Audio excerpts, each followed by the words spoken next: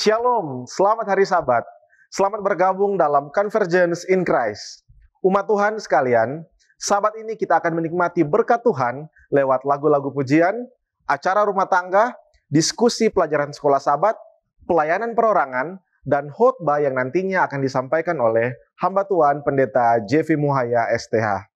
Pendeta saat ini melayani sebagai gembala jemaat Gereja Masih Advent Hari Ke-7 Jemaat Taman Harapan Distrik M. Untuk membuka ibadah kita, mari kita puji Tuhan dengan menyanyikan lagu yang akan dipimpin oleh The Praise Team.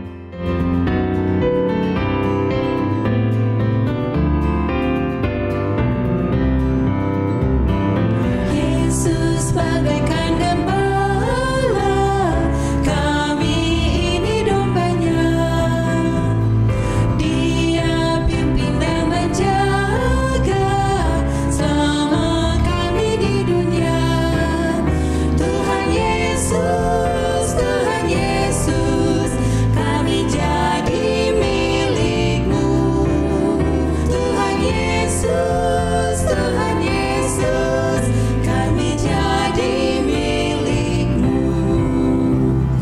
Ya Gembala pimpin kami pada jalan yang lurus, agar kami jangan lari dari kandang yang kudus.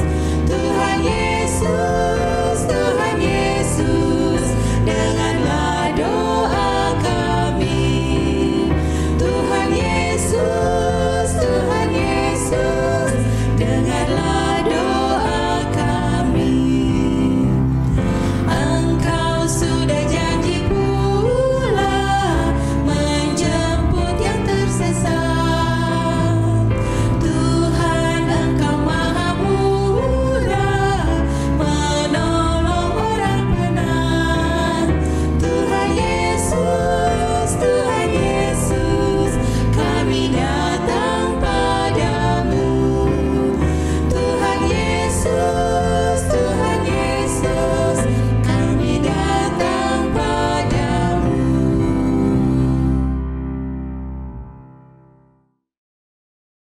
Ayat hafalan pada Sabat ini terdapat di dalam Yohanes 3 ayat 3. Yesus menjawab katanya, "Aku berkata kepadamu, sesungguhnya jika seorang tidak dilahirkan kembali, ia tidak dapat melihat kerajaan Allah." Mari kita bersatu di dalam doa. Tuhan Yesus, terima kasih untuk Sabat yang begitu indah Engkau berikan dalam kehidupan kami. Pada saat ini ya Tuhan, kami mau berdoa untuk program. Kiranya program ini dapat berjalan dengan lancar ya Tuhan dan seluruh dengan kehendak-Mu saja. Kami meminta Roh Kudus Tuhan bisa bersama-sama dengan kami sepanjang program-program yang akan kami laksanakan, agar ya Tuhan program-program ini dapat menguatkan kami dan membuat kehidupan kami lebih hari lebih dekat dengan Tuhan. Mohon ampun untuk dosa-dosa dan kesalahan kami perbuat. Di dalam nama Tuhan Yesus kami berdoa. Amin. Shalom dan selamat hari Sabat. Pelajaran ibadah keluarga pada Sabat ini diambil dari kisah Yesus Kristus dalam kitab Injil Markus, pasal yang kedua, ayat 1 sampai ayat yang ke-11. Judul pelajaran pada Sabat ini diberi judul, Bila Yesus Ada di Rumah. Kisah ini adalah kisah ketika Yesus melakukan mujizat untuk menyembuhkan seorang yang lumpuh. Mari kita pelajari bersama-sama. Ayat yang pertama. Kemudian, sesudah lewat beberapa hari, waktu Yesus datang lagi ke Kapernaum, tersiarlah kabar bahwa Yesus ada di rumah. Ayat-ayat selanjutnya yang akan menjadi ringkasan pada saat ini, yang bisa menjadi pelajaran baik pribadi, keluarga, bahkan pun mungkin bisa menjadi pelajaran untuk jemaat kita. Apa yang terjadi bila Yesus ada di rumah? Yang pertama, bila Yesus ada di rumah, rumah saya dan saudara, rumah kita akan menjadi berkat bagi banyak orang. Dan hal-hal baik dari rumah kita, baik suami istri, orang tua, anak-anak, mereka akan menjadi berkat. Orang-orang akan datang melihat Yesus dalam setiap rumah tangga keluarga anak-anak Tuhan. Ayat yang kedua dalam Markus pasal 2, bagian A. Maka datang orang-orang berkerumun, sehingga di rumah itu tidak ada lagi tempat, baik di pintu. Yesus datang pada saat itu, banyak sekali orang. Saudara-saudara, biarlah di rumah kita, Yesus ada di sana. Dan melalui saya dan saudara, melalui kita, banyak orang akan mengenal Yesus. Pelajaran yang kedua, bila Yesus ada di rumah, maka rumah kita akan menjadi tempat untuk pertobatan dan pengampunan. Tidak serta hal baik yang akan dilakukan atau yang akan terjadi dalam keluarga kita. Perjalanan rumah tangga kita seringkali menghadapi berbagai macam tantangan atau pergumulan. Pihak yang melakukan kesalahan harus mengakui kesalahan dan bertobat, serta berjanji untuk berubah. Mungkin ada satu pihak yang bisa disakiti. Pihak tersebut harus bersedia untuk mengampuni. Ayat yang di dalam Markus pasal 2, ayat 5 bagian B dan ayat yang ke-11. Firman Tuhan berkata, "Hai anakku, dosamu sudah diampuni." Yesus mengatakan di rumah itu ada terjadi pertobatan dan pengampunan. Ayat yang ke-11, "Kepadamu kukatakan," kepada orang lumpuh ini Yesus katakan, "Bangun, angkatlah tempat tidurmu, dan pulanglah ke rumahmu." Yang ketiga, bila Yesus ada di rumah, rumah kita akan menjadi tempat untuk memuliakan Tuhan. Ada sukacita bila mana perjalanan kehidupan keluarga kita dapat menyaksikan setiap kebaikan Tuhan. Apapun kondisi keluarga kita, ada doa yang dilayangkan, ada pujian yang dinaikkan, ada ungkapan syukur untuk Tuhan. Betapa rumah tangga kita, keluarga kita akan menjadi tempat untuk memuliakan Tuhan. Markus 2 ayat yang ke-12, firman Tuhan berkata, "Dan orang itu pun bangun, segera mengangkat tempat tidurnya, dan pergi keluar dari hadapan orang-orang itu, sehingga mereka semua takjub, lalu memuliakan Allah," katanya, "yang begini belum pernah kita lihat." Yang terakhir, bagian yang keempat adalah hal yang terpenting dalam kehidupan kita. Apa yang terjadi bila Yesus ada di rumah? Maka rumah kita akan menjadi tempat iman kita, keluarga saya dan saudara, untuk bertumbuh. Kita lihat dalam Markus 2, ayatnya yang ke-5. Ketika Yesus melihat iman mereka, berkatalah ia kepada orang lumpuh itu, "Hai anakku, dosamu sudah diampuni." Iman bekerja seperti sahabat-sahabat dari orang lumpuh itu. Rumah yang begitu sesak, tidak bisa masuk. Iman terus bekerja. Iman selalu terlihat dari setiap usaha dan tindakan. Pasti ada jalan keluar. Ayat 4 sebelumnya dari Markus 2.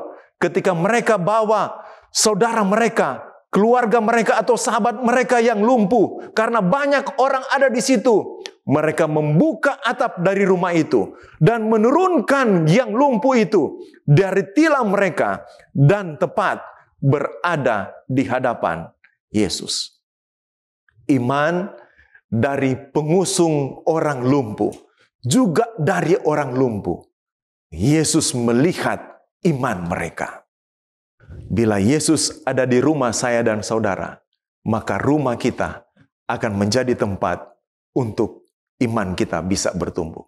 Walaupun dalam kisah ini ada pertentangan yang terjadi di rumah tersebut, yaitu tidak kesenangan dari ahli-ahli Taurat pada tindakan Yesus untuk menyembuhkan orang lumpuh tersebut. Bapak Ibu Saudara-saudara bisa membacanya dari Markus 2 ayat 6 sampai ayat yang ke-10. Dan ini mungkin bisa saja menggambarkan, bisa saja terjadi dalam kehidupan rumah tangga kita. Mungkin ada pergumulan, ada tantangan. Mungkin bisa saja ada ketidaksenangan satu dengan yang lain. Tapi firman Tuhan pada saat ini mengajarkan kepada kita, pastikan bahwa Yesus ada di rumah, ada dalam keluarga, ada di dalam setiap pribadi, individu, suami, istri, orang tua, dan kepada anak-anak. Saudara-saudara yang kekasih dalam Tuhan kita Yesus Kristus. Bukankah ini juga menjadi kerinduan Yesus kepada jemaatnya yang terakhir, jemaat Laodikia? Dalam Wahyu 3 ayat 20, firman Tuhan berkata, "Lihat, aku berdiri di muka pintu dan mengetok. Jikalau ada orang yang mendengar suaraku dan membukakan pintu, aku akan masuk mendapatkannya. Aku akan makan bersama-sama dengan dia, dan dia bersama-sama dengan aku." Pastikan hari ini, mulai saat ini, Yesus ada di rumah saya dan saudara. Dia siap memberkati kita. Undang dia untuk masuk, dan kita akan menikmati berkat kebahagiaan bersama-sama dengan Tuhan bila mana dia ada dalam keluarga kita.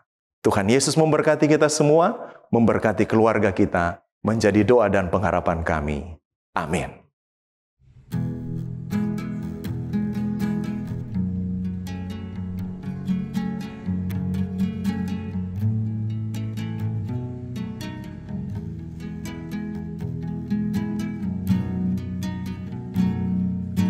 Dalam hatiku menangis bila mengenang di Kau, tubuh yang kudus tertusuk tombak, Kau disiksa karena aku. Terlintas di dalam hati pedih yang Kau alami, duri yang tajam jadi mahkota kepala anak domba Allah. Siapakah diriku ini, oh Tuhan, hingga Kau mati demikian indahnya. Ampuni segala dosaku, oh Tuhan, aku sungguh jahat di mata-Mu.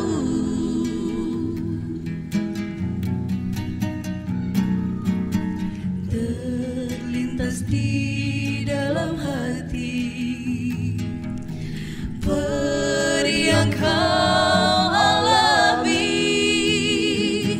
duri yang tajam jadi mahkota kepala anak domba Allah. Siapakah diriku ini, oh Tuhan, hingga Kau mati demikian indahnya. Ampuni segala dosaku, oh Tuhan, aku sungguh jahat di mata-Mu. Siapakah diriku ini, oh Tuhan, hingga Kau mati demikian indahnya. Ampuni segala dosaku, oh Tuhan, aku sungguh jahat di mata-Mu. Aku sungguh jahat di mata-Mu.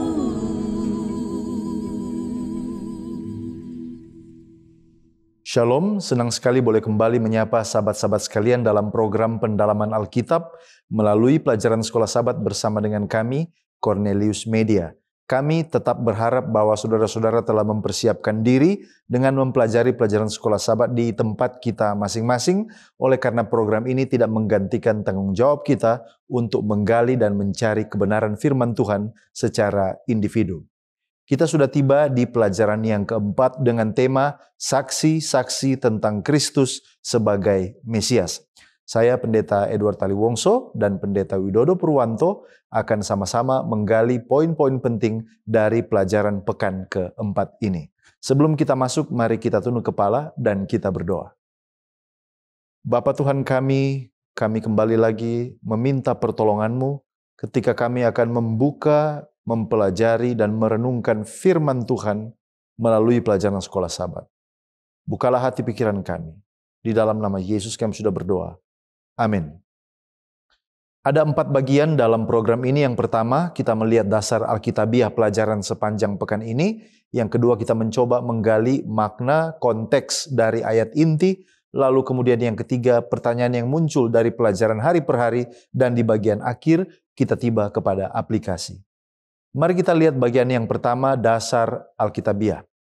Yohanes 1 ayat 19-23.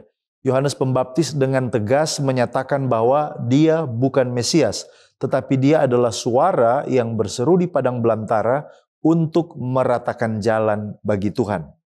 Lalu kemudian ada Yesaya 40 ayat 1-5.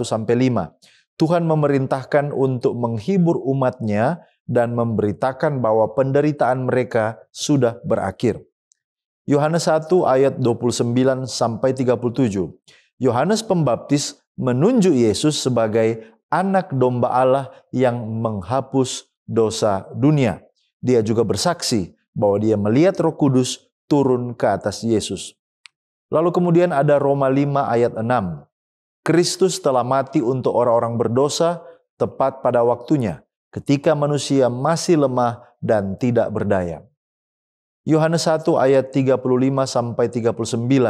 Ada 2 murid Yohanes Pembaptis mulai mengikuti Yesus setelah mendengar kesaksian Yohanes, dan mereka tinggal bersama dengan Yesus pada hari itu. Yohanes 1 ayat 43-51. Yesus memanggil Filipus untuk mengikutinya, lalu kemudian dia membawa Natanael kepadanya. Yesus menunjukkan pengetahuan ilahinya tentang Natanael yang kemudian mengakui Yesus sebagai anak Allah dan Raja Israel. Lalu ada Yohanes 3 ayat 1-21. Yesus menjelaskan kepada Nikodemus, seorang pemimpin Yahudi, tentang kelahiran kembali secara rohani dan kasih Allah yang begitu besar sehingga mengaruniakan anaknya yang tunggal. Sekarang mari kita lihat pengertian judul, saksi-saksi tentang Kristus sebagai Mesias. Pertanyaannya, siapa yang dimaksud sebagai Kristus dan Mesias? Apa artinya? Kristus berasal dari bahasa Yunani Christos dan Mesias berasal dari bahasa Ibrani Mashiach. Sebenarnya memiliki arti yang sama, yaitu yang diurapi atau the anointed one. Nah, kita perlu memahami bahwa ini adalah gelar dan bukan nama pribadi. Keduanya merujuk kepada seseorang yang diurapi atau dipilih secara khusus oleh Allah. Konsep pengurapan di Israel kuno, dalam tradisi Israel kuno itu adalah pengurapan dengan minyak. Dan ini adalah ritual yang penting untuk melantik 3 jabatan. Yang pertama adalah raja, imam, lalu kemudian nabi. Pengurapan ini melambangkan pemilihan dan penugasan khusus dari Allah. Nah, dalam konteks religius, ini merujuk kepada sosok yang dinubuatkan di dalam perjanjian lama. Dipercaya dia akan datang sebagai pembebas dan penyelamat yang dijanjikan oleh Allah. Umat Kristen secara khusus percaya bahwa Yesus adalah Sang Mesias atau Kristus yang dijanjikan tersebut. Itulah sebabnya Yesus sering disebut Yesus Kristus atau dalam bahasa Ibrani Yeshua HaMashiach.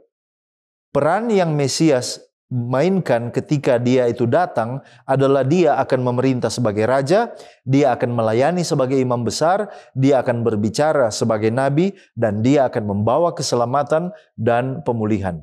Jadi ketika seseorang menyebut Yesus Kristus, mereka sebenarnya sementara mengatakan Yesus yang diurapi atau Yesus Sang Mesias. Pertanyaan selanjutnya, siapa saksi-saksi dalam konteks pelajaran sekolah Sabat ini? Apa kesaksiannya dan ditujukan kepada siapa kesaksian mereka? Dalam konteks Injil Yohanes, kesaksian tentang kemesiasan itu diberikan oleh beberapa tokoh yang berbeda dan masing-masing dengan perspektif dan pengalaman mereka sendiri. Saksi yang pertama yang diangkat di dalam pekan ini adalah Yohanes Pembaptis. Dia memberikan pekabaran dan bersaksi bahwa Yesus adalah anak domba Allah yang menghapus dosa dunia. Kesaksian Yohanes ini ditujukan kepada orang Israel, mempersiapkan mereka untuk menerima Yesus. Lalu kemudian saksi yang berikut adalah Yohanes dan Andreas. Mereka ini adalah murid Yohanes Pembaptis dan ketika mereka mendengar tentang Yesus, mereka mengikuti Yesus. Lalu kemudian kesaksian mereka ini bersifat personal, melambangkan pengalaman pribadi.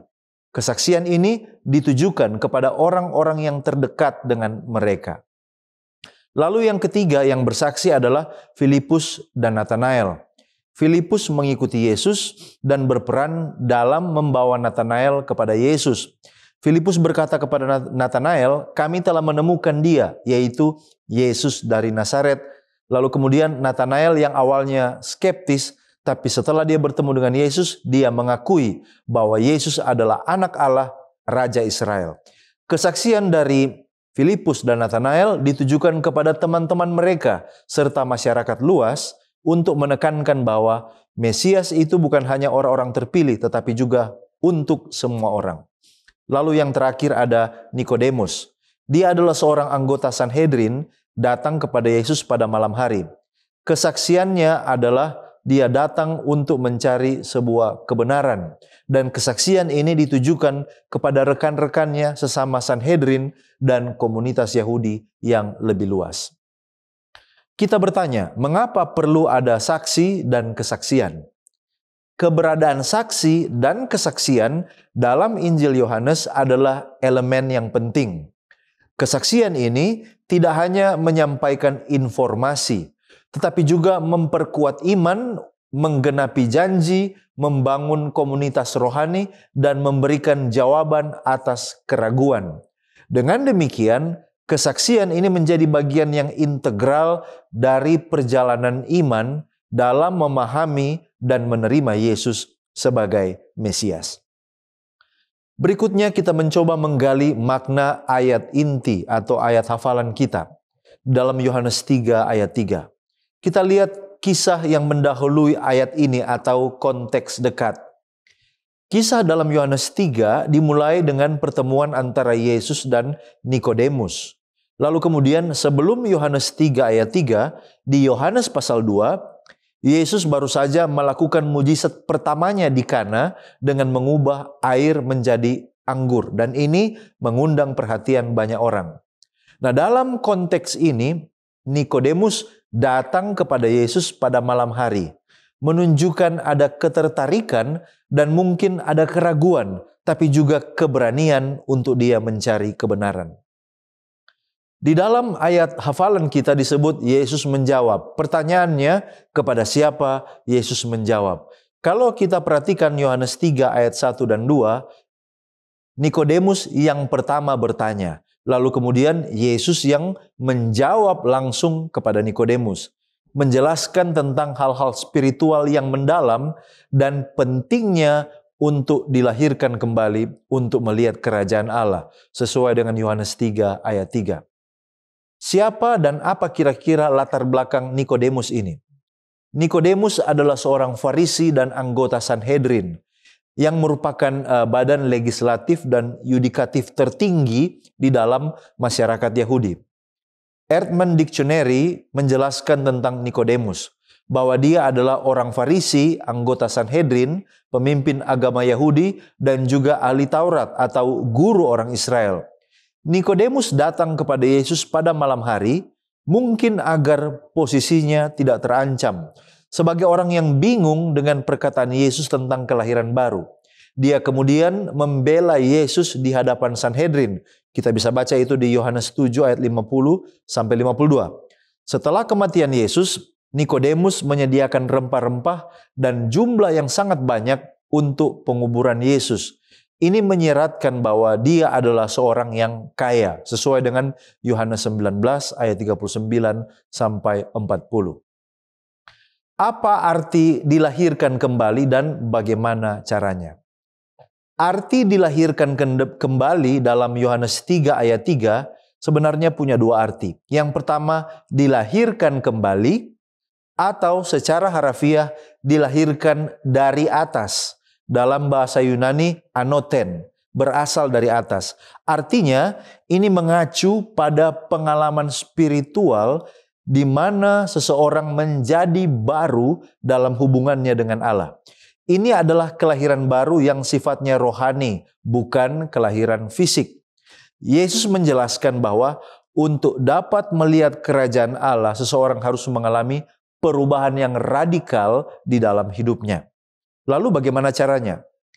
Yesus menjelaskan bahwa dilahirkan kembali terjadi melalui air dan roh, Yohanes 3 ayat 5. Ini seringkali dipahami sebagai proses pembaptisan dengan air yang melambangkan pertobatan dan pengakuan dosa, serta pembaharuan yang dikerjakan oleh Roh Kudus. Pengalaman ini membawa seseorang ke dalam kehidupan yang baru di dalam Kristus, di mana mereka hidup sesuai dengan kehendak Allah. Demikianlah pendahuluan dan makna ayat inti yang akan menolong kita untuk masuk lebih dalam. Dari ayat inti kita berpindah kepada subtopik kesaksian Yohanes Pembaptis. Siapa dan bagaimana latar belakang dari Yohanes Pembaptis? Injil Lukas pasal yang pertama menjelaskan lebih rinci tentang latar belakang dari Yohanes Pembaptis beserta dengan kisah kelahirannya. Ayahnya bernama Sakaria dan ibunya bernama Elisabet. Keduanya merupakan keturunan Harun suku Lewi dan Sakaria sendiri bertugas sebagai imam dari rombongan Abia. Lukas 1 ayat 6 dan 7 katakan, keduanya adalah benar di hadapan Allah dan hidup menurut segala perintah dan ketetapan Tuhan dengan tidak bercacat. Tetapi mereka tidak mempunyai anak sebab Elisabet mandul dan keduanya telah lanjut umurnya. Nah, menurut Lukas 1 ayat 36, Elisabet ibu Yohanes Pembaptis masih merupakan kerabat atau keluarga dari Maria ibu Yesus. Jadi Yohanes Pembaptis lahir dari orang tua yang saleh. Dia merupakan seorang keturunan Harun suku Lewi, anak seorang imam, dan masih memiliki ikatan kekerabatan dengan Yesus. Sekarang bagaimana Yohanes Pembaptis kemudian bisa menjadi saksi tentang Yesus? Jawabannya ada pada kisah kelahiran Yohanes Pembaptis yang ajaib. Dia lahir saat Sakaria ayahnya sudah tua dan ibunya Elisabet yang mandul itu juga telah lanjut umurnya. Pada waktu Sakaria ayahnya mendapat giliran melakukan tugas keimaman di hadapan Tuhan dan berdasarkan undi ditentukan sebagai imam yang bertugas masuk ke dalam bait suci dan membakar ukupan di situ, seorang malaikat Tuhan, Gabriel, diutus Allah menemuinya untuk menyampaikan suatu kabar baik. Lukas 1 ayat 13, 15-17 mengatakan, malaikat itu berkata kepadanya, "Jangan takut hai Sakaria, sebab doamu telah dikabulkan dan Elisabet istrimu akan melahirkan seorang anak laki-laki bagimu dan haruslah engkau menamai dia Yohanes. Sebab ia akan besar di hadapan Tuhan dan ia tidak akan minum anggur atau minuman keras dan ia akan penuh dengan Roh Kudus mulai dari rahim ibunya.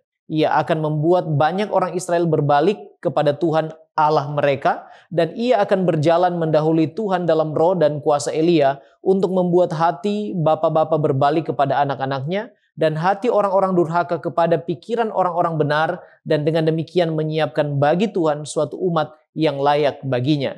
Jadi Yohanes Pembaptis bisa menjadi saksi tentang Kristus karena panggilan dan penetapan Allah. Yohanes 1 ayat 6 dan 7 mengatakan, "Datanglah seorang yang diutus Allah, namanya Yohanes. Ia datang sebagai saksi untuk memberi kesaksian tentang terang itu, supaya oleh dia semua orang menjadi percaya." Alfa Omega Jilid 5 halaman 90 katakan, Allah telah memanggil anak Sakaria itu untuk melakukan pekerjaan yang besar, yang terbesar, yang pernah diamanatkan kepada manusia. Yohanes sendiri, ia telah diajar tentang panggilan dan penetapan Allah bagi dirinya itu, dia menerimanya dan mempersiapkan diri bagi tugasnya tersebut.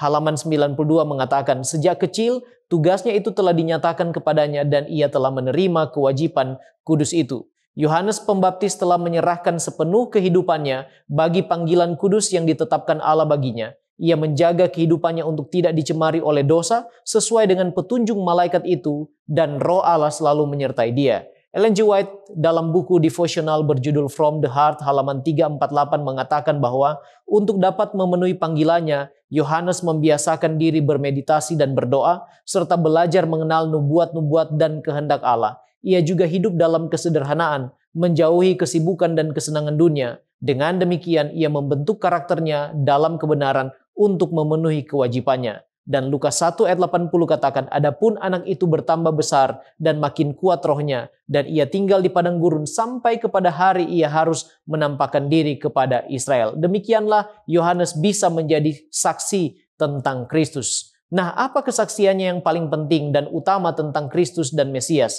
Dan ditujukan kepada siapa? Kesaksian paling penting dan utama dari Yohanes Pembaptis tentang Kristus dan Mesias adalah ketika ia melihat Yesus datang untuk dibaptis, dan dia menunjuk kepada Yesus dan berkata dalam Yohanes 1 ayat 29 bagian B, lihatlah anak domba Allah yang menghapus dosa dunia. Dalam hal inilah dinyatakan pula pekerjaan dan misi kemesiasan Yesus. Kesaksian ini disampaikan Yohanes Pembaptis kepada orang banyak yang berkerumun di Sungai Yordan untuk mendengarkan dia berkhotbah dan untuk dibaptiskan olehnya. Dalam peristiwa Yesus dibaptis, Yohanes memberi kesaksian lanjutan tentang siapa Yesus dan kemesiasannya. Yohanes 1 ayat 32-34, dan Yohanes memberi kesaksian katanya, aku telah melihat Roh turun dari langit seperti merpati, dan ia tinggal di atasnya. Dan aku pun tidak mengenalnya, tetapi dia yang mengutus aku untuk membaptis dengan air telah berfirman kepadaku, jikalau engkau melihat Roh itu turun ke atas seseorang dan tinggal di atasnya, dialah yang akan membaptis dengan Roh Kudus. Dan aku telah melihatnya dan memberi kesaksian, ia inilah anak Allah. Menurut kesaksian Yohanes, Yesus adalah anak Allah dan yang diurapi atau Mesias. Kesaksiannya juga yang paling utama dan penting ini tentang Kristus dan Mesias disampaikan kepada kedua muridnya. Yohanes 1 ayat 35 dan 36. Pada keesokan harinya, Yohanes berdiri di situ pula dengan dua orang muridnya. Dan ketika ia melihat Yesus lewat, ia berkata, lihatlah anak domba Allah. Kedua murid itu mendengar apa yang dikatakannya, lalu mereka pergi mengikuti Yesus. Sekarang kita berpindah kepada subtopik anak domba Allah. Dalam konteks pelajaran sekolah sahabat, apa atau siapa yang dimaksud dengan anak domba Allah?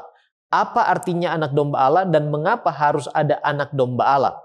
Anak domba Allah itu yang dimaksud adalah Yesus. Alfa Omega Jilid 5 halaman 133 katakan bahwa ketika Yesus dibaptiskan, Yohanes menunjuk kepadanya sebagai anak domba Allah. Nah, anak domba Allah menurut Seventh Day Adventist Bible Commentary volume 5 halaman 908 adalah anak domba yang disediakan oleh Allah sendiri. Hal ini menunjuk kepada kisah Abraham ketika diminta Allah untuk mempersembahkan Ishak, anak yang dijanjikan itu. Dalam kisah itu, Kejadian 22 ayat 7 dan 8 mencatat, lalu berkatalah Ishak kepada Abraham ayahnya, "Bapa," sahut Abraham, "Ya anakku." Bertanyalah ia, "Di sini sudah ada api dan kayu, tetapi di manakah anak domba untuk korban bakaran itu?" Sahut Abraham, "Allah yang akan menyediakan anak domba untuk korban bakaran baginya, anakku." Yesus adalah anak domba yang disiapkan oleh Bapa sendiri sebagai korban penebus untuk menghapus dosa dunia. Nah, sekarang mengapa harus ada anak domba Allah? Pada waktu menunjuk kepada Yesus sebagai anak domba Allah, pikiran Yohanes Pembaptis tertuju kepada perkataan Yesaya 53 ayat 7. Dikatakan seperti anak domba yang dibawa ke pembantaian. Untuk apa? Untuk menghapus dosa dunia. Dikaitkan dengan apa yang dikatakan dalam Ibrani 9 ayat 22, dan hampir segala sesuatu disucikan menurut hukum Taurat dengan darah, dan tanpa penumpahan darah tidak ada pengampunan, maka harus ada anak domba Allah yang berkorban untuk membayar harga penebusan untuk pengampunan dosa dunia, sebab menurut Ibrani 10 ayat 4, di sana ditegaskan, sebab tidak mungkin darah lembu jantan atau darah domba jantan menghapus dosa. Yesus sendiri menyatakan misi kemesiasannya dalam Markus 10 ayat 45. Karena anak manusia juga datang bukan untuk dilayani, melainkan untuk melayani dan untuk memberikan nyawanya menjadi tebusan bagi banyak orang. Tidak salah bila Rasul Petrus mengatakan dalam 1 Petrus 1 ayat 18 dan 19. Sebab kamu tahu bahwa kamu telah ditebus dari cara hidupmu yang sia-sia, yang kamu warisi dari nenek moyangmu, itu bukan dengan barang yang fana, bukan pula dengan perak atau emas, melainkan dengan darah yang mahal, yaitu darah Kristus yang sama seperti darah anak domba yang tidak bernoda dan tidak bercacat. Dalam buku 28 Uraian Doktrin Dasar Alkitabiah halaman 54 di sana dikatakan bahwa Yesus Kristus anak domba Allah dikorbankan di Golgota sebagai korban penebusan dosa-dosa kita. Nah, kepada siapa pelajaran tentang anak domba Allah ini ditujukan dan apa tujuannya saat itu? Yang pertama, pelajaran tentang anak domba Allah adalah bagi Yohanes Pembaptis sendiri. Tujuannya adalah untuk menuntun Yohanes Pembaptis memiliki pengertian yang benar tentang Mesias yang akan datang dan yakin bahwa Kristuslah atau Yesuslah anak Allah itu. Alfa Omega Jilid 5 halaman 133 menyatakan bahwa dengan menunjuk kepada Yesus sebagai anak domba Allah, Sebuah terang baru dipancarkan atas pekerjaan Mesias. Selanjutnya dikatakan, pada pekan-pekan berikutnya, Yohanes dengan perhatian yang baru menyelidik nubuat-nubuat serta pengajaran tentang upacara-upacara pengorbanan. Ia tidak dapat membedakan dengan jelas kepada kedua segi pekerjaan Kristus itu sebagai suatu korban yang merasakan sengsara dan juga sebagai seorang raja yang akan menang. Namun di bawah terang Roh Kudus, dia kemudian yakin bahwa Yesus adalah Mesias dan anak Allah tersebut. Yang kedua, pelajaran ini adalah bagi orang banyak dan murid-murid Yohanes Pembaptis.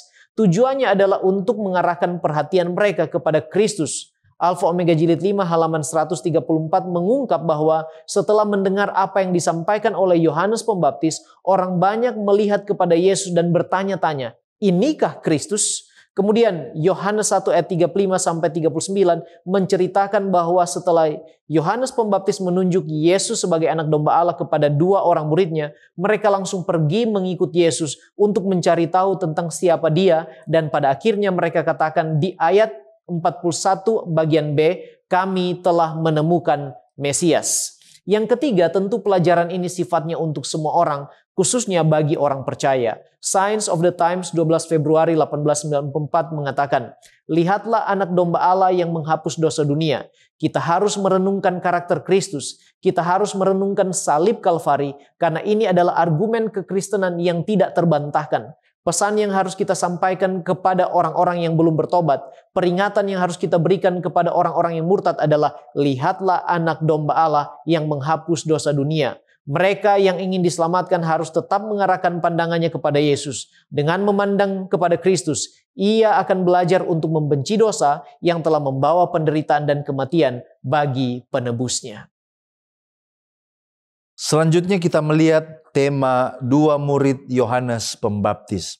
Siapa dua murid Yohanes Pembaptis dan bagaimana latar belakang mereka? Dua murid Yohanes Pembaptis yang dimaksud dalam Yohanes 1 ayat 35 sampai 39, yang pertama adalah Andreas dan kemungkinan besar adalah Yohanes sebagai penulis Injil Yohanes itu sendiri. Nah, kita tahu bahwa Andreas ini adalah seorang nelayan dari Betsaida dan juga dia adalah saudara dari Simon Petrus. Tetapi pertanyaannya, siapa murid yang kedua? Siapa murid yang lain? Wilson Paroski dalam Andrews Bible Commentary New Testament halaman 1415 mengatakan bahwa rekan Andreas tidak disebutkan namanya. Tetapi seperti yang telah disebutkan sebelumnya, murid yang tidak disebutkan namanya ini kemungkinan besar adalah penginjil atau penulis Injil itu sendiri, yaitu murid yang dikasihi Yesus. Karena ia tidak pernah menyebut namanya di bagian lain dari Injil. Mereka berdua ini, Andreas dan Yohanes, keduanya awalnya adalah murid Yohanes Pembaptis. Dia adalah seorang nabi yang mempersiapkan jalan bagi kedatangan Sang Mesias. Apa kira-kira tujuan untuk menjadi murid Yohanes Pembaptis? Dan apa pelajaran yang Yohanes Pembaptis tanamkan kepada mereka, lalu bagaimana respon mereka? Tujuan mereka menjadi murid Yohanes Pembaptis adalah untuk menantikan kedatangan Mesias dan mempersiapkan diri untuk menerima Sang Mesias. Yohanes Pembaptis mengajarkan pertobatan dan penyerahan diri sebagai persiapan bagi datangnya kerajaan Allah. Pelajaran apa yang diberikan oleh Yohanes Pembaptis? Yohanes Pembaptis mengajarkan minimal dua hal. Yang pertama, dia mengajarkan bahwa Yesus adalah anak domba Allah, Yohanes 1 ayat 36. Dan dia menekankan bahwa dia adalah Mesias yang menghapus dosa dunia dan dia menggenapi nubuat-nubuat di perjanjian lama. Lalu poin yang kedua yang ditekankan oleh Yohanes Pembaptis, ia mengarahkan para muridnya untuk tidak berpusat kepada dirinya, tetapi untuk mengarahkan fokus mereka kepada Yesus, untuk mengikuti Yesus sebagai sang guru yang sejati. Nah, mendengar pengajaran dari Yohanes Pembaptis ini, bagaimana respon dari kedua murid ini? Setelah mereka mendengar kesaksian Yohanes tentang Yesus, dua murid ini langsung meninggalkan Yohanes dan mengikuti Yesus menurut Yohanes 1 ayat 37. Ellen White mengomentari hal ini dalam The Desire of Ages halaman 139. Dia katakan, mereka, Yohanes dan juga Andreas, telah merespon panggilan Roh Kudus di dalam khotbah Yohanes Pembaptis. Sekarang mereka mengenali suara guru sorgawi, yaitu Yesus. Bagi mereka, perkataan Yesus penuh dengan kesegaran, kebenaran, dan keindahan. Pencerahan ilahi dicurahkan ke atas pengajaran kitab suci Perjanjian Lama. Dan tema-tema kebenaran yang memiliki banyak sisi tampak jelas di dalam terang yang baru. Jadi sekarang mereka menjadi pengikut Yesus. Hal-hal yang telah mereka dengarkan di masa yang lalu melalui Yohanes Pembaptis, melalui Yesus, sekarang mereka melihat ada terang yang baru. Selanjutnya kita melihat murid yang lain yang namanya adalah Filipus dan Nathanael. Siapa Filipus dan Nathanael dan bagaimana latar belakang mereka? Filipus ini berasal dari Betsaida sama seperti Andreas dan Petrus. Ini menunjukkan bahwa dia mungkin juga adalah seorang nelayan atau memiliki latar belakang yang sama. Filipus dikenal sebagai orang yang cepat percaya dan orang yang mau berbagi kabar baik dengan teman-temannya. Nathanael juga dikenal sebagai Bartolomeus dalam daftar murid di Injil Sinoptik, yaitu Matius, Markus, dan Lukas. Wilson Parosky kembali lagi dalam halaman 1415 mengatakan, karena Nathanael tidak disebutkan dalam Injil Sinoptik, ia dianggap diidentifikasi sebagai Bartolomeus yang selalu dikaitkan dengan Filipus dalam daftar para rasul. Karena Bartolomeus sebenarnya berarti putra Ptolemaios, Nathanael mungkin adalah nama pribadinya. Bagaimana proses bertemu dua murid ini dengan Yesus? Lalu pelajaran apa yang Yesus berikan kepada mereka dan bagaimana mereka merespon dengan segera? Mari kita lihat proses pertemuan mereka dengan Yesus. Pertama, Filipus setelah bertemu dengan Yesus, dia langsung mencari sahabatnya Nathanael. Lalu kemudian menyampaikan bahwa Yesus adalah dia yang telah ditulis oleh Musa dan para nabi. Dan kemudian Filipus menambahkan bahwa Yesus ini berasal dari Nazaret. Pada waktu Nathanael mendengar Yesus berasal dari Nazaret, Nathanael merespon dengan skeptis. Dia berkata, mungkinkah ada sesuatu yang baik datang dari Nazaret? Menurut Yohanes 1 ayat 46. Tapi kalau kita perhatikan dalam cerita ini, Filipus tidak berdebat atau memberikan argumen teologis. Dia hanya berkata, mari dan lihatlah. Beginilah proses bagaimana mereka berdua pada akhirnya berjumpa dengan Yesus. Lalu ketika mereka berjumpa dengan Yesus, pelajaran dari Yesus adalah ketika Nathanael akhirnya datang, Yesus langsung menyapa dia dan mengatakan, lihatlah, inilah seorang Israel sejati, tidak ada kepalsuan di dalamnya, menurut Yohanes 1 ayat 47. Nah, kata-kata ini menunjukkan bahwa Yesus mengenal hati Nathanael, bahkan sebelum mereka bertemu secara fisik. Yesus kemudian berkata bahwa sesungguhnya dia sudah melihat Nathanael pada waktu dia berada di bawah pohon ara. Nah, menurut Ellen White dalam pelajaran sekolah Sabat, ini adalah tempat di mana Nathanael mungkin sementara berdoa dan merenungkan kebenaran. Di sanalah Yesus melihat kesungguhan hatinya. Pertanyaan, bagaimana Nathanael yang awalnya skeptis pada akhirnya menerima Yesus sebagai Raja dan Mesias? Nathanael menjadi yakin bahwa Yesus adalah Rabi, Anak Allah, dan Raja Israel setelah pertemuan yang singkat bersama dengan Yesus. Ini menunjukkan bahwa ada keterbukaan hati, ada kesediaan untuk datang dan melihat sendiri, memungkinkan Nathanael untuk segera menerima kebenaran tentang siapa Yesus itu. Ellen White sekali lagi dalam buku Lift Him Up halaman 81 mengomentari tentang sikap dari Nathanael. Dia katakan, ketika Yesus melihat Nathanael datang kepadanya, berkatalah ia kepadanya, lihatlah seorang Israel yang tidak bercela. Lalu Nathanael terkejut dan berseru, dari mana engkau mengenal aku? Lalu jawab Yesus, sebelum Filipus memanggil engkau, ketika engkau berada di bawah pohon ara, aku telah melihat engkau. Bagi Nathanael ini sudah cukup. Ini adalah bukti bahwa Yesus bukan sekedar manusia biasa. Roh ilahi yang telah memberikan kesaksian kepada Nathanael dalam doanya di bawah pohon ara sekarang berbicara kepadanya melalui kata-kata Yesus. Apa yang menjadi kesaksian dari Filipus dan Nathanael tentang Yesus? Filipus bersaksi bahwa Yesus adalah siapa yang ditulis oleh Musa dan para nabi di dalam kitab suci, yaitu Mesias yang dijanjikan. Sementara Nathanael membuat pengakuan bahwa Yesus adalah Rabi, Yesus adalah anak Allah, dan Yesus adalah Raja Israel. Ini adalah pengakuan yang luar biasa mengingat keraguannya pada waktu perjumpaan awal-awal dengan Yesus Kristus.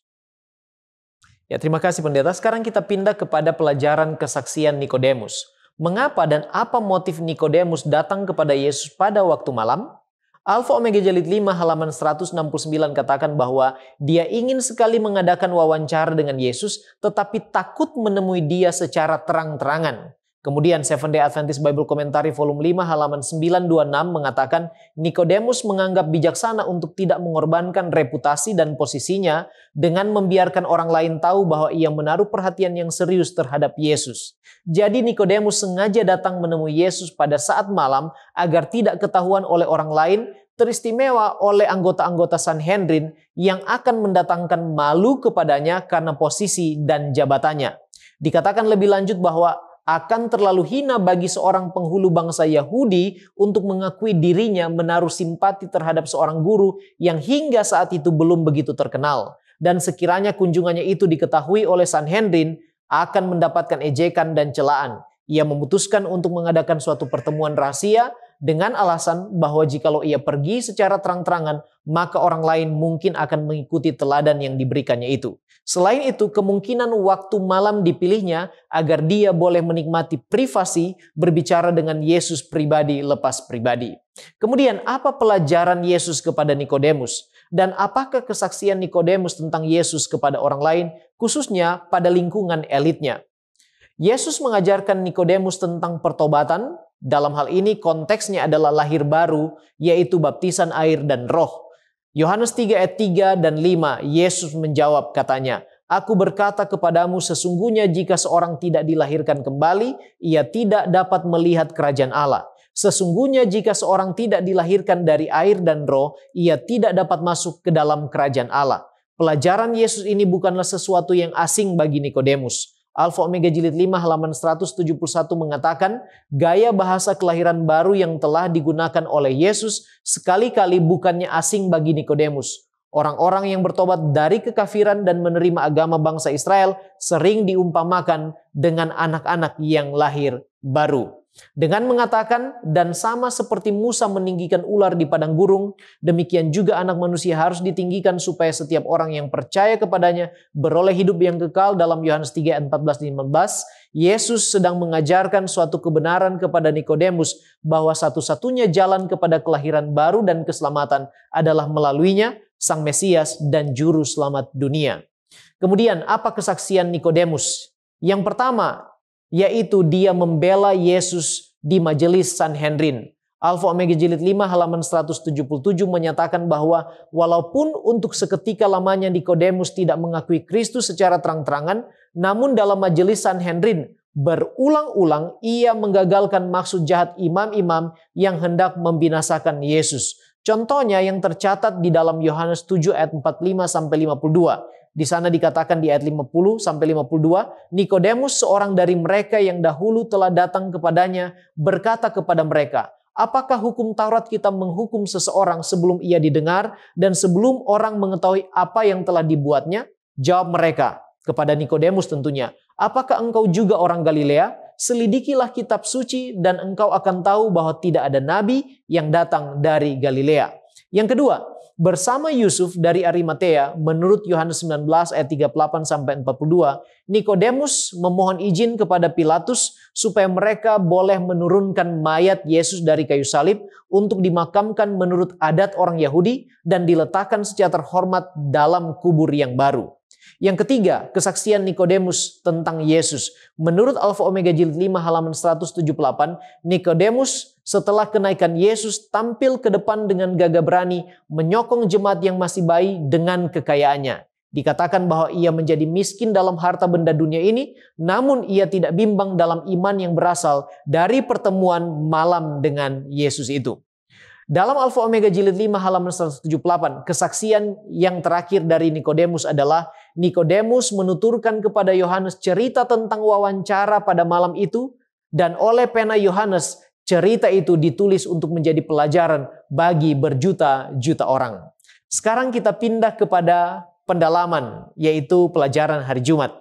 Dalam pelajaran sekolah Sabat, iman adalah pemberian Allah dan kita menerima rahmat Allah.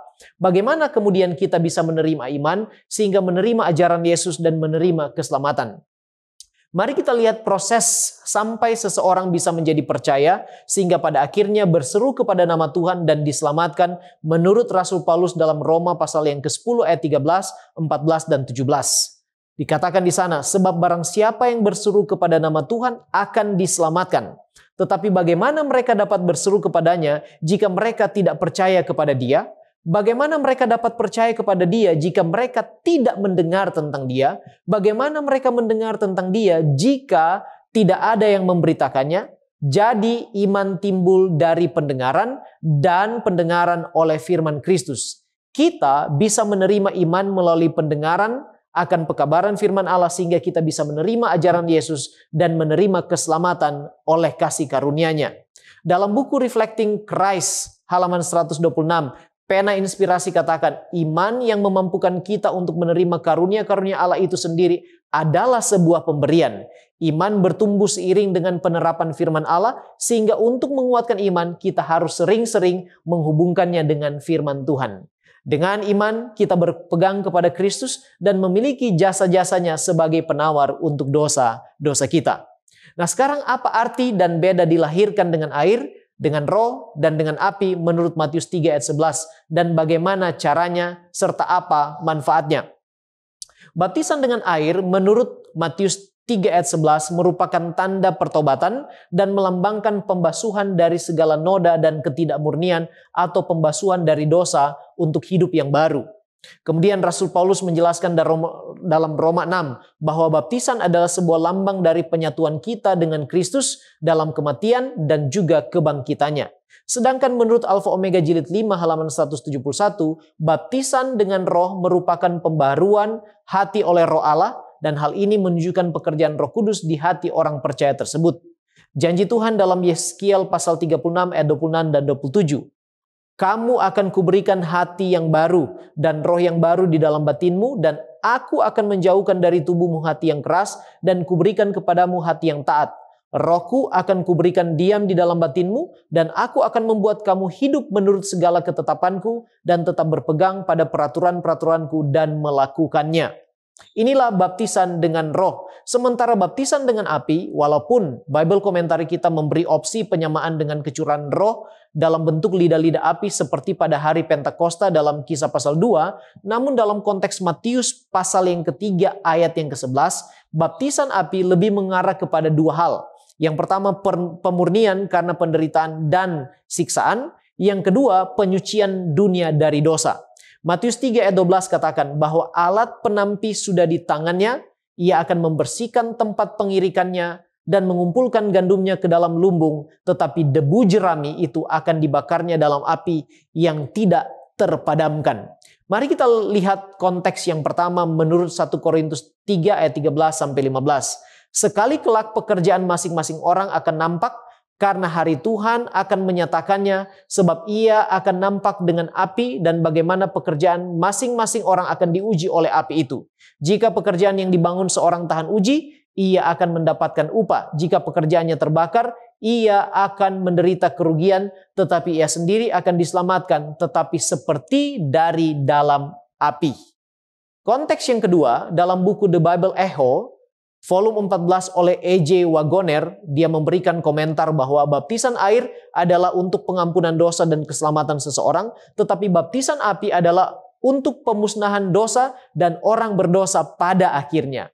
Artinya, orang yang tidak mau menerima kasih karunia Allah dan menolak pekerjaan Roh Kudus untuk pertobatan dari dosa dan pembaharuan hidup akan pada akhirnya dilenyapkan oleh api. Seventh-day Adventist Bible Commentary volume 5 halaman 300 mengaitkan hal ini dengan apa yang dinyatakan Rasul Petrus dalam kitab 2 Petrus pasal yang ketiga ayat 7 dan 10, yaitu tentang hari penghakiman dan kebinasaan orang-orang fasik dengan api. Jadi kita harus dibaptiskan dengan air supaya diampuni dari dosa kita, dibasuhkan dari dosa kita, dan kemudian kita harus dibaptiskan dengan Roh, di mana akan ada pembaharuan kehidupan, hati diperbaharui menjadi lebih menurut kepada firman-Nya, dan kita diuji oleh api untuk bertahan sampai pada kesudahannya. Saudaraku, akhirnya kita tiba kepada bagian aplikasi. Bagaimana saya dapat menjadi saksi bagi Kristus? Apakah saya harus dipilih secara khusus dan istimewa oleh Yesus? Menjadi saksi Kristus adalah panggilan bagi setiap pengikutnya. Dan ada beberapa cara serta prinsip yang dapat kita terapkan untuk menjalankan peran ini. Yang pertama, kita menjadi saksi Kristus melalui kehidupan sehari-hari. Melalui teladan hidup kita. Kita dapat menjadi saksi Kristus dengan cara hidup yang mencerminkan ajarannya. Yang kedua, kita dapat menjadi saksi Kristus melalui sifat atau sikap yang positif. Memiliki sikap yang positif, penuh harapan dalam menghadapi tantangan hidup, ini menarik perhatian orang lain kepada iman kita. Yang kedua, kita dapat bersaksi dengan memberitakan kabar baik. Ada dua cara memberitakan kabar baik. Yang pertama lewat kesaksian pribadi, berbagi cerita, dan yang kedua menyampaikan firman, menggunakan kesempatan untuk berbicara tentang Yesus dan ajarannya. Yang ketiga, kita bisa bersaksi melalui pelayanan kepada orang lain. Menunjukkan cinta Kristus melalui tindakan, membantu yang membutuhkan, memberikan dukungan kepada yang sedang berduka, atau terlibat dalam pelayanan masyarakat adalah cara-cara yang nyata untuk bersaksi bagi Kristus. Dan yang keempat, cara kita bersaksi adalah melalui doa. Dengan kita mendoakan orang lain. Karena doa sebagai alat untuk mendukung orang lain dan meminta Tuhan membuka hati mereka terhadap kebenaran. Apakah kita harus dipilih dulu? Saudaraku, panggilan ini adalah untuk semua yang mengaku pengikut Kristus. Dalam Injil Matius ayat 28 ayat 19 sampai 20, Yesus memberi perintah kepada semua muridnya untuk pergi dan menjadikan semua bangsa muridnya. Ini menunjukkan bahwa menjadi saksi adalah panggilan universal bagi semua pengikut Kristus, bukan hanya bagi yang dipilih secara khusus. Kita semua dipanggil untuk bersaksi, untuk berbagi iman, untuk berbagi pengalaman kita terlepas dari latar belakang, status, ataupun pendidikan kita. Jadi, menjadi saksi Kristus adalah panggilan yang terbuka untuk semua pengikutnya melalui hidup kita, melalui memberitakan firman, dan melalui doa kita, pelayanan kita menjadi saksi-saksi Kristus. Sebagai penutup saudaraku, mungkin kita bertanya, bagaimana kita merasakan dilahirkan kembali dengan roh dan api khususnya? Kita bisa merasakan dilahirkan kembali dengan roh bila kehidupan kita dipimpin oleh roh, bukan berdasarkan daging. Dan kehidupan yang dipimpin oleh roh pasti menghasilkan buah-buah roh sesuai dengan Galatia 5 ayat 22 dan 23, yaitu kasih, sukacita, damai sejahtera, kesabaran, kemurahan, kebaikan, kesetiaan, kelemah lembutan, dan penguasaan diri. Dengan dipimpin oleh roh, maka kehidupan kita akan selalu sesuai dengan hukum-hukum yang Tuhan perintahkan kepada kita, sesuai dengan kehendak dan firman-Nya. Sementara dilahirkan kembali dalam api, bisa kita alami dalam ujian-ujian kehidupan, termasuk penderitaan, siksaan, atau bahkan penganiayaan di dalam kehidupan Kristen kita. 1 Petrus 4 ayat 12 dan 13 mengatakan, saudara-saudara yang kekasih, janganlah kamu heran akan nyala api siksaan yang datang kepadamu sebagai ujian seolah-olah ada sesuatu yang luar biasa terjadi atas kamu. Sebaliknya, bersukacitalah sesuai dengan bagian yang kamu dapat dalam penderitaan Kristus, supaya kamu juga boleh bergembira dan bersukacita pada waktu Ia menyatakan kemuliaannya. Demikianlah kita boleh mengalami lahir kembali melalui roh dan juga melalui api. Dengan demikian saudaraku, kiranya pelajaran kita kali ini boleh menguatkan kita dan membentuk masing-masing kita untuk boleh menjadi saksi-saksi bagi Yesus Kristus. Mari kita tunduk kepala dan kita satu di dalam doa. Terpujilah Engkau Tuhan Allah kami yang bertahta di sorga. Terima kasih untuk kebaikan-Mu, untuk kasih setia-Mu, untuk kesempatan kami boleh belajar bersama dari firman-Mu. Kiranya Roh Kudus-Mu meteraikan apa yang kami pelajari, serta sanggupkan kami dengan kuasa sorga untuk mempraktekkan itu di dalam kehidupan kami sehari-hari. Kami boleh dibaptiskan kembali melalui air, roh, bahkan ujian-ujian kehidupan dapat memurnikan iman kami supaya kami boleh bertahan sampai kesudahannya, sampai pada waktu Engkau menyatakan kemuliaan-Mu ya Tuhan pada hari Maranatha itu. Bapa, berkati kami semua, sanggupkan kami untuk tetap setia dan menjadi saksi Tuhan sampai hari kedatangan-Mu yang kedua kali. Di dalam nama Yesus Kristus, kami sudah berdoa dan memohon ampun dosa. Haleluya. Amin. Salam, selamat sahabat untuk sahabat-sahabat Cornelius Media dimanapun Anda berada. Pada hari Sabat ini, kita akan masuk kepada kegiatan atau program pelayanan perorangan, dan judul pelayanan perorangan yang kami bawakan pada Sabat ini adalah bagikan iman kita. Untuk ayat firman Tuhan terdapat di dalam Markus pasal 4 ayat 3 sampai 20.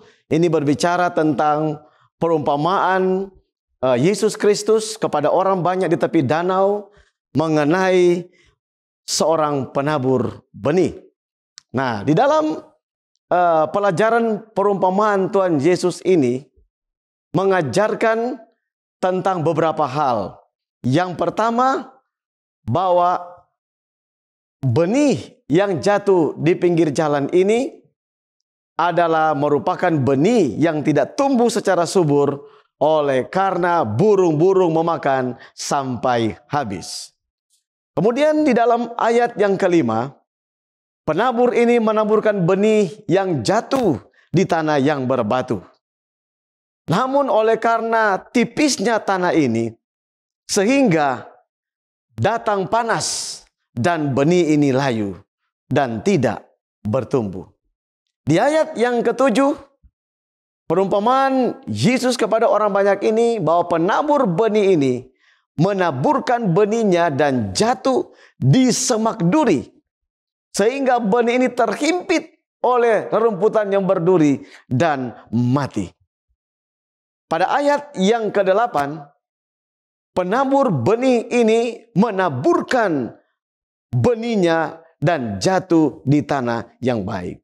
Dan bertumbuh dan hasilnya sampai 30 kali lipat, 60 kali lipat, dan bahkan 100 kali lipat.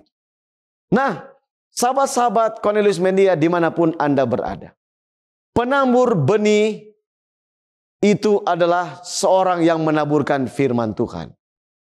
Seorang yang menaburkan bibit kebenaran. Dan benih itu adalah firman itu sendiri. Nah, di pinggir jalan menggambarkan bahwa benih ini bertumbuh dan kemudian iblis mengambilnya.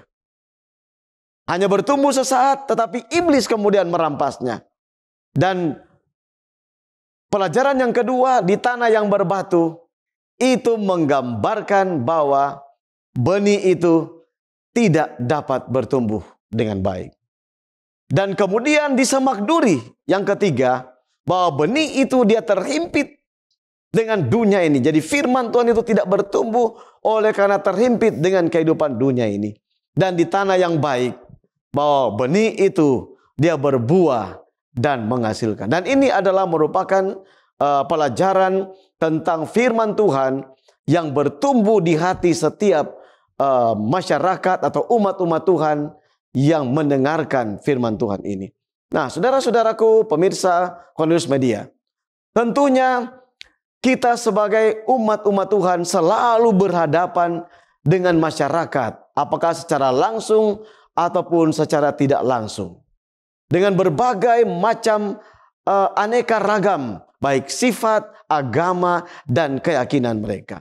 Nah, sebagai umat-umat Tuhan, kita adalah garam dan terang dunia. Itu sebabnya kita jangan menghindar. Kita jangan menjauhkan dari mereka. Tetapi kita sudah dimandatkan oleh Tuhan untuk memberitakan kasih dan kebenaran ini kepada orang lain, kepada orang-orang yang kita temui. Nah, pemirsa Cornelius Media, kita ini adalah saksi Yesus. Di dalam Alkitab, Kisah 1 ayat 6 sampai 8 dikatakan bahwa kita adalah saksi Yesus. Bahwa kita saat ini memegang mandat, satu tugas yang mulia untuk disebarkan kepada banyak orang. Agar umat-umat Tuhan, agar banyak orang mau untuk menerima panggilan Tuhan di dalam pertobatan mereka. Tentunya pertobatan adalah pekerjaan daripada Roh Kudus. Di dalam Yohanes pasal 16 ayat 8 sampai 11, bagaimana pekerjaan Roh Kudus untuk mentobatkan orang-orang datang kepada Yesus. Nah, pemirsa Cornelius Media dimanapun Anda berada, tentunya kesuksesan dalam membagikan iman kita kepada orang banyak. Ya, tidak dilihat dari berapa banyak orang yang datang kepada Tuhan, yang dibaptis. Tidak. Tetapi firman Tuhan itu dilihat kesuksesannya, bagaimana respons dari orang-orang untuk menerima setiap pekabaran, walaupun Roh Kudus nantinya yang akan menumbuhkannya. Nah, itu sebabnya, saudara-saudaraku, bahwa kita sebagai umat-umat Tuhan, fokus kita adalah bagaimana supaya orang dapat menerima kebenaran Kristus. Sebagai saksi, kita tidak dapat merubah tanah di mana kita bekerja. Dan tugas kita adalah bagaimana kita menawarkan atau menaburkan benih yang baik ini. Dan bagaimana kita boleh bekerja keras dan mengaplikasikan kehidupan yang baik setiap hari dalam kehidupan kita. Filipi 2 ayat 12 dan 13. Kemudian Yakobus 2 ayat 18 dan 26. Ya, bagaimana kita harus bekerja dengan sebaik-baik, dengan begitu keras untuk dapat meletakkan benih yang baik, sekalipun ada orang yang tidak mau menyambutnya. Namun saudara-saudaraku, pemirsa Cornelius Media dimanapun Anda berada, tentunya di dalam kehidupan kita, kita penuh dengan kekurangan. Kita penuh dengan keterbatasan. Namun sebagai umat Tuhan, mari kita taburkan benih kebenaran ini. Tentunya di dalam kita mengabarkan pekabaran ini, ada banyak reaksi-reaksi yang muncul. Ada reaksi yang tidak menerima, ada yang hanya cuek saja. Namun saudaraku, tugas kita tidak ada alasan bagaimana kita harus menyalurkan terang kebenaran ini. Tidak peduli terhadap respons orang-orang yang ada di sekitar kita. Mari kita bawa kabar baik. Siapa saja, ya, kita kabarkan, tunjukkan semangat kita kepada orang lain. Di mana saja, di segala tempat, di penjuru mana kita berada. Kita dikatakan oleh Tuhan untuk menaburkan benih-benih kebenaran ini.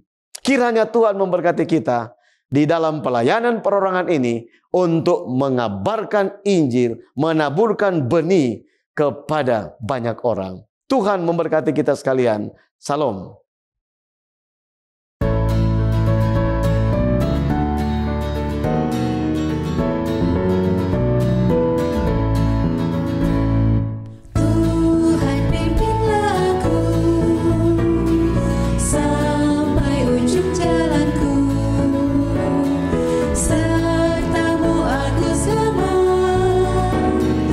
Kasih-Mu memberi berkat.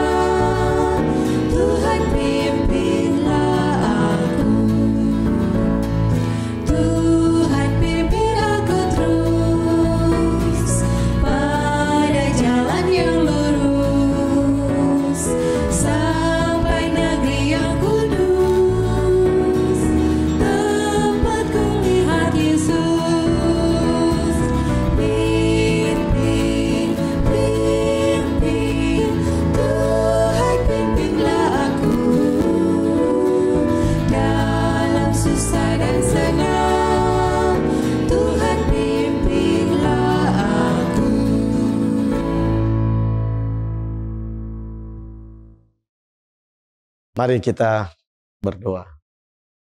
Bapa di sorga, kami bersyukur karena Tuhan telah menyertai, menuntun di acara rumah tangga, sekolah Sabat, dan pelayanan perorangan. Kiranya di hari Sabat ini kami akan terus merasakan berkat Tuhan. Terlebih dalam kegiatan rumah tangga, sekolah Sabat, dan anggota bekerja yang sudah kami lalui ini. Kiranya dengan pertolongan Tuhan, kami akan menjadi keluarga-keluarga yang sejati. Kami akan menjadi anggota-anggota umat-umat Tuhan yang setia, bahkan terlebih dalam mengumandangkan kabar keselamatan bagi orang-orang yang rindu mendengarkan kabar baik ini. Terima kasih Tuhan sudah mendengarkan doa kami. Ampuni salah dan dosa kami yang begitu banyak. Di dalam nama Yesus kami sudah persembahkan doa ini. Amin.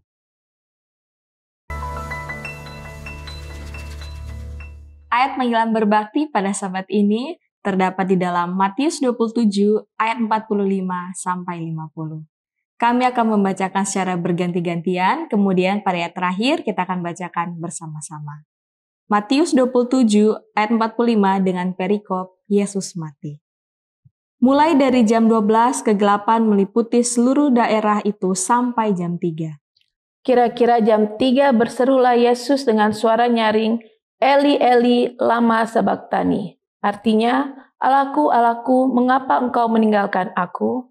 Mendengar itu, beberapa orang yang berdiri di situ berkata, ia memanggil Elia. Dan segeralah datang seorang dari mereka. Ia mengambil bunga karang, mencelupkannya ke dalam anggur asam, lalu mencucukkannya pada sebatang bulu dan memberi Yesus minum. Tetapi orang lain berkata, jangan, baiklah kita lihat apakah Elia datang untuk menyelamatkan dia. Yesus berseru pula dengan suara nyaring, lalu menyerahkan nyawanya. Marilah kita berbakti dalam roh dan kebenaran.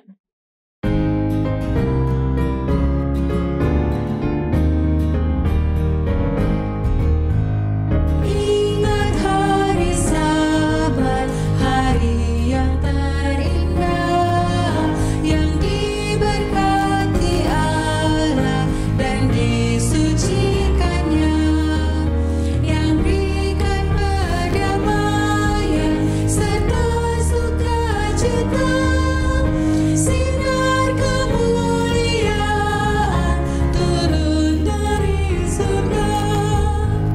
Selamat datang sahabat yang suci.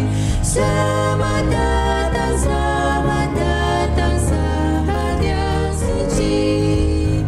Sucikanlah sahabat dan sembahlah Tuhan yang jadi juru selamat bagi manusia.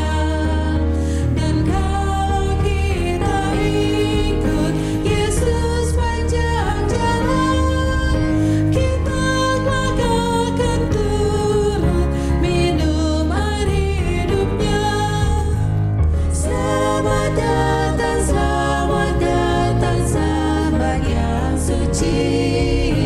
Selamat datang sahabat yang suci.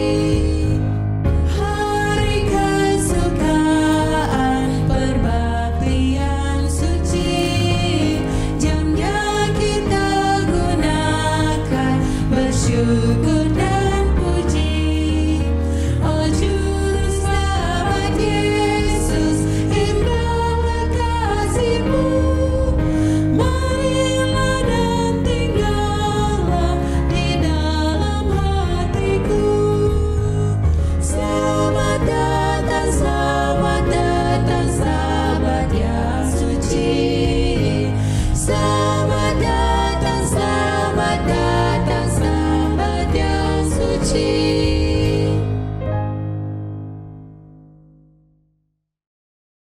Sahabat-sahabat Cornelius Media, mari kita tunduk kepala dan kita berdoa. Segala puji dan syukur kami naikkan kepada Engkau, Bapa Tuhan kami, oleh karena kebaikan-Mu yang terus mengalir dalam hidup kami sampai saat ini. Engkau sungguh amat baik. Engkau memberikan kepada kami nafas kehidupan. Dan juga Engkau menganugerahkan kepada kami keselamatan di dalam Yesus Kristus Tuhan kami. Kami bersyukur pada hari Sabat ini, hari yang Engkau ciptakan, hari di mana kami memulihkan hubungan kami dengan Engkau sebagai khalik dan dengan sesama kami manusia. Kami mengaku di hadapan Tuhan. Kami penuh dengan keterbatasan, kesalahan, dosa yang kami lakukan melawan kehendak Tuhan. Ampuni dan layakkanlah kiranya kami, supaya kami dapat mendekatkan diri menghampiri takhta anugerah-Mu. Pada kesempatan ini, mau berdoa untuk pembicara, hamba Tuhan, Pendeta Jeffy Muaya. Urapi hamba Tuhan, kuasa Roh Suci menolong dan memampukan untuk menyampaikan firman kebenaran, sehingga kami semua diberkati lewat pemberitaan firman-Mu. Hamba-Mu berdoa untuk sahabat-sahabat yang mengikuti ibadah ini dan terbaring sakit, apakah itu di rumah ataupun di rumah sakit, dengan berbagai kendala, tantangan yang mereka hadapi. Apabila mereka sakit, kiranya Tuhan menjamah dan menyembuhkan. Apabila mereka dalam keadaan lemah iman, Tuhan melawat dan menguatkan, panggil mereka kembali. Dalam berbagai rupa-rupa persoalan hidup, biarlah Tuhan akan memberikan jalan keluar yang terbaik, supaya kami semua akan didapati setia sampai Tuhan Yesus datang. Terima kasih untuk sukacita ibadah yang boleh kami nikmati. Kami percaya Tuhan hadir bersama-sama dengan kami. Sempurnakanlah ibadah kami ini, sempurnakanlah doa yang kami layangkan ini, bukan kehendak kami, tetapi kehendak Tuhan yang jadi atas hidup kami. Di dalam nama Yesus Kristus kami sudah berdoa. Amin.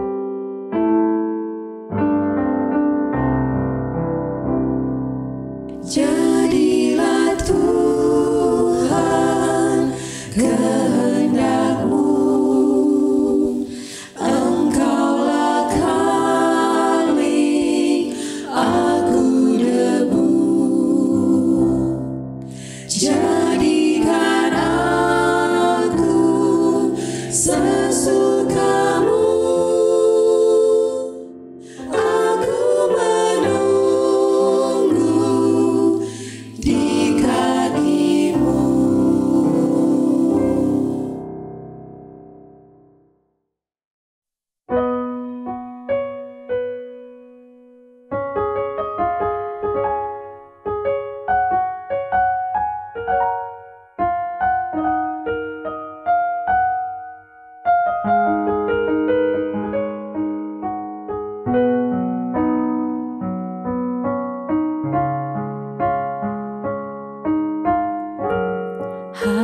Hanyalah Yesus yang telah mati untuk tebus dosa kita dengan darah-Nya. Hanyalah Yesus yang menderita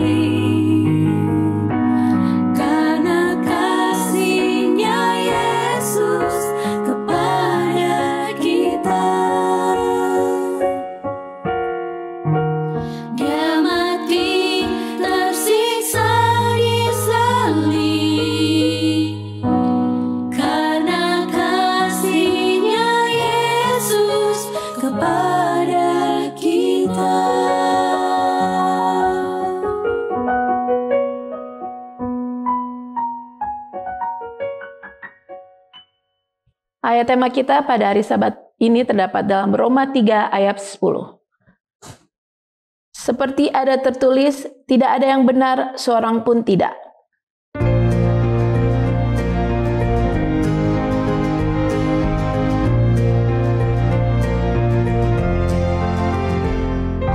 hear the voice of Jesus calling. My answer is, I will go. I see the need of people crying. My answer is, I will go. I'll go to share the message of love. I'll go to share the blessed hope. But if I get discouraged, I'll go to Jesus' help, because I have decided I will go. Ku dengar suara Yesus panggil, ku jawab ku kan pergi. Ku lihat jiwa yang bersedih, ku jawab ku kan pergi. Pergi beritakan kabar kasih, bagikan mabuk harapan. Dan bila aku lemah, Yesus menolongku, karena keputusanku kan pergi. Karena keputusanku kan pergi.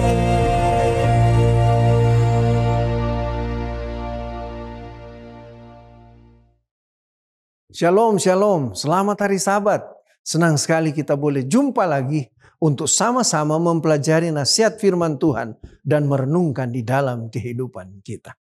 Adapun judul renungan kita pada saat ini adalah tubuh dihancurkan, darah mengalir. Apa maksudnya? Untuk memahami lebih dalam, mari kita buka ayat Alkitab yang terdapat di dalam Matius 27 ayat 45 sampai ayatnya yang ke-50. Di sana dikatakan sebagai berikut. Mulai dari jam 12, kegelapan meliputi seluruh daerah itu sampai jam 3. Ayat 46, kira-kira jam 3 berserulah Yesus dengan suara nyaring, Eli, Eli, lama sabatani. Artinya, Allahku, Allahku, mengapa engkau meninggalkan aku? Ayat 47. Mendengar itu beberapa orang yang berdiri di situ berkata, ia memanggil Elia. Ayat 48. Dan segeralah datang seorang dari mereka, mengambil bunga karang, mencelupkannya ke dalam anggur asam, lalu mencucukkannya pada sebatang bulu dan memberi Yesus minum. Ayat 49. Tetapi orang-orang lain berkata, jangan. Baiklah kita lihat apakah Elia datang untuk menyelamatkan dia. Dan di ayatnya yang ke-50. Yesus berseru pula dengan suara nyaring. Lalu menyerahkan nyawanya. Saudara-saudaraku yang kekasih. Kenapa Kristus harus mati? Roma 3 ayat 23 berkata. Karena semua orang telah berbuat dosa dan telah kehilangan kemuliaan Allah. Kalau begitu saudara-saudaraku yang kekasih. Apa dampak dari pengorbanan Kristus ketika dia mati di atas kayu salib? Apa dampaknya bagi saudara dan saya? Poin yang pertama yang kita boleh dapatkan adalah melalui pengorbanan Kristus kita dibenarkan di hadapan Allah. Pembenaran luar biasa. Kondisi kita tidak ada seorang pun yang mematuhi hukum Allah. Roma 3 ayat yang ke-10 di sana dikatakan seperti ada tertulis tidak ada yang benar, seorang pun tidak. Karena itu dalam kekudusan dan keadilan Allah dia menjatuhkan hukuman kepada manusia. Seperti seorang hakim di depan pengadilan, Allah menyatakan manusia bersalah di hadapannya. Lalu bagaimanakah manusia dapat terlepas dari hukuman Allah? Puji syukur kepada Allah. Karena Allah sendiri menyediakan jalan keluar bagi manusia berdosa. Ia mengirim putranya yang tunggal, Yesus Kristus, untuk menanggung hukuman dosa manusia. Sehingga setiap orang yang percaya kepadanya tidak lagi berada di bawah hukuman Allah. Jika kita percaya kepada Kristus, kita tidak lagi dinyatakan bersalah di hadapan Allah, melainkan dinyatakan benar di hadapannya. Jadi dampak yang pertama yang kita dapatkan oleh pengorbanan Kristus di kayu salib, saudara dan saya dibenarkan di hadapan Allah. Galatia 2 ayat 16 berkata, kamu tahu bahwa tidak seorang pun dibenarkan oleh karena melakukan hukum Taurat, tetapi hanya oleh karena iman dalam Kristus Yesus. Sebab itu kami pun telah percaya kepada Kristus Yesus supaya kami dibenarkan oleh iman dalam Kristus. Bukan oleh karena melakukan hukum Taurat. Sebab tidak ada seorang pun yang dibenarkan oleh karena melakukan hukum Taurat. Jadi poin yang pertama, melalui pengorbanan Kristus, saudara dan saya dibenarkan di hadapan Allah. Yang kedua, saudara-saudaraku yang kekasih, kita dapati melalui pengorbanan Kristus kita ditebus dari kuasa dosa. Penebusan. Setelah kejatuhan manusia pertama ke dalam dosa, seluruh umat manusia berada di bawah kuasa dosa. Itulah sebabnya Yohanes 8 ayat 34 berkata, kata Yesus kepada mereka, aku berkata kepadamu, sesungguhnya setiap orang yang berbuat dosa adalah hamba dosa. Lalu bagaimana kita dapat lepas dari perbudakan dosa itu? Matius 20 ayat 28 berkata, sama seperti anak manusia datang bukan untuk dilayani, melainkan untuk melayani dan untuk memberikan nyawanya menjadi tebusan bagi banyak orang. Melalui kematiannya, kita ditebus dari perbudakan dosa. Saudara-saudaraku yang kekasih, Kristus telah memberikan nyawanya menjadi tebusan bagi banyak orang. Ia telah membayar lunas harga kita sebagai budak dosa dan menjadikan kita sebagai hambanya. Untuk itu saudara-saudaraku, mari kita menghargai usaha yang dilakukan oleh Yesus. Kita yang tidak layak, Dia datang menebus kita agar kita layak di hadapannya. Saudara-saudaraku yang kekasih, poin yang ketiga.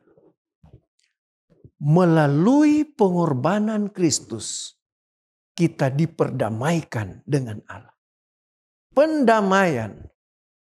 Kita tahu Allah itu kudus dan sangat membenci dosa. Karena itu, ketika kita hidup dalam dosa, kita menjadi musuh Allah, kita jauh dari Allah. Akan tetapi, Allah begitu mengasihi kita, sehingga Ia mau merestorasi hubungan kita dengannya. Matius 20 ayat 28. Sama seperti anak manusia datang bukan untuk dilayani, melainkan untuk melayani dan memberikan nyawanya menjadi tebusan bagi banyak orang. Saudara-saudara, kita masih seteru Allah, kita diperdamaikan dengan Allah oleh kematian anaknya. Roma 5 ayat 10 berkata, sebab jikalau kita ketika masih seteru diperdamaikan dengan Allah oleh kematian anaknya, lebih-lebih kita yang sekarang telah diperdamaikan pasti akan diselamatkan oleh hidupnya. Kita diperdamaikan, saudara-saudaraku yang kekasih. Sekarang kita telah tahu Dia telah datang untuk menebus kita, mengangkat kita dari jurang dosa. Karena itu saudara-saudaraku yang kekasih. Karena Allah adalah kudus dan tidak membiarkan dosa. Ia menetapkan anaknya yang tunggal menjadi korban pendamaian bagi kita. Kristus menanggung hukuman atas dosa kita melalui kematiannya.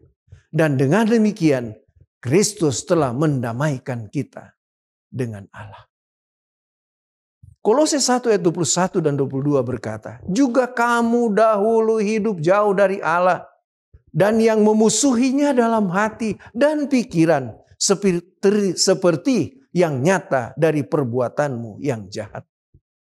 Ayat 22, sekarang diperdamaikannya di dalam tubuh jasmani Kristus oleh kematiannya untuk menempatkan kamu kudus dan tak bercelah dan tak bercacat di hadapannya.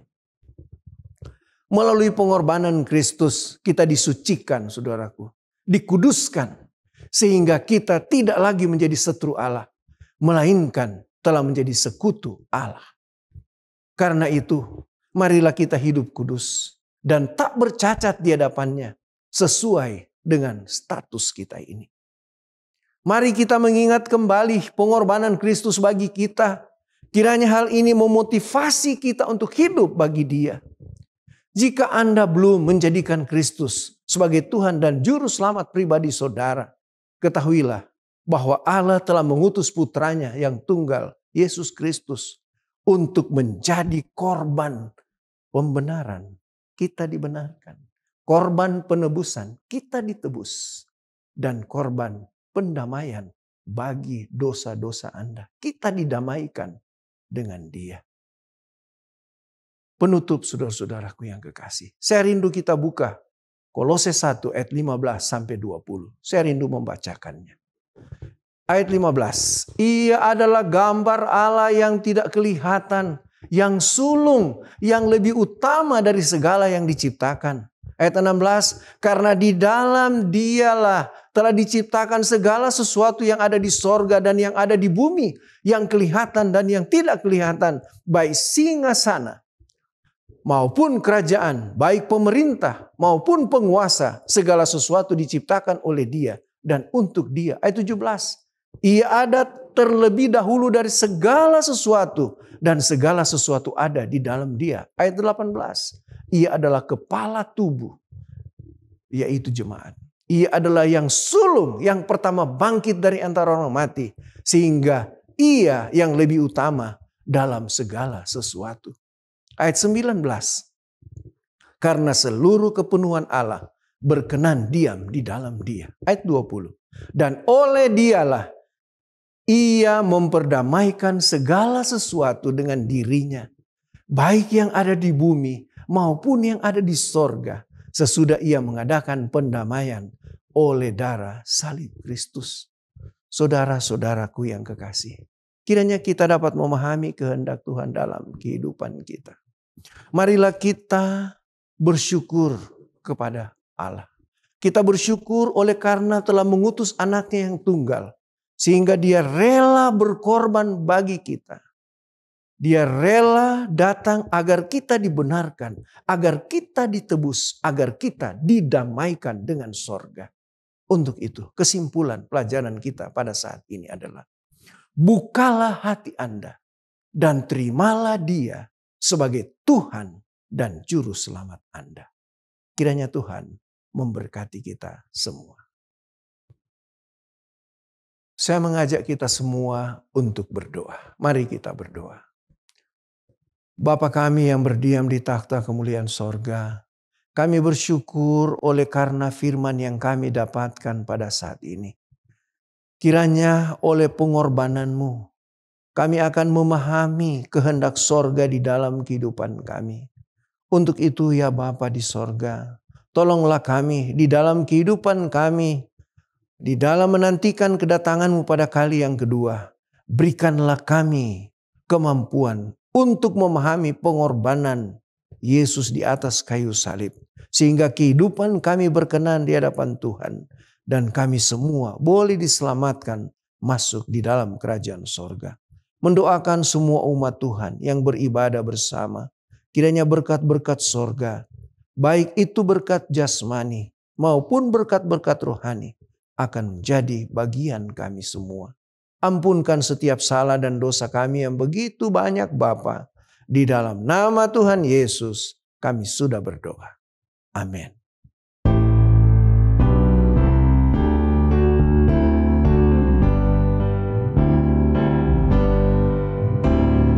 Kita memiliki pengharapan menyambut datangnya Tuhan.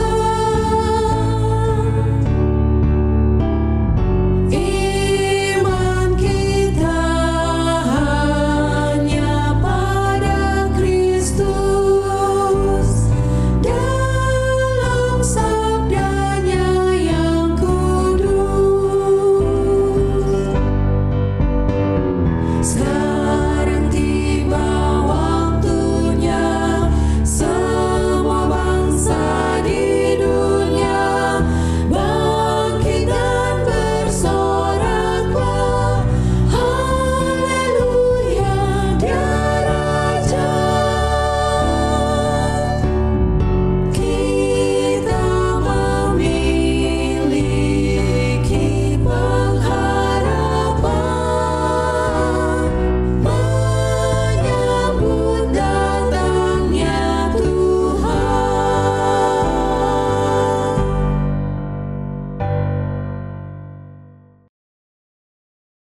Puji Tuhan, seluruh rangkaian ibadah Sabat ini telah selesai. Terima kasih kepada seluruh umat Tuhan yang telah beribadah bersama kami. Kiranya berkat dari Tuhan menjadi bagian kita semua. Saya Pendeta Michael Kelendono bersama kru yang bertugas pamit undur diri. Kita akan berjumpa kembali minggu depan dalam program yang sama, Convergence in Christ, hanya di Cornelius Media, Bridge to the Truth. For the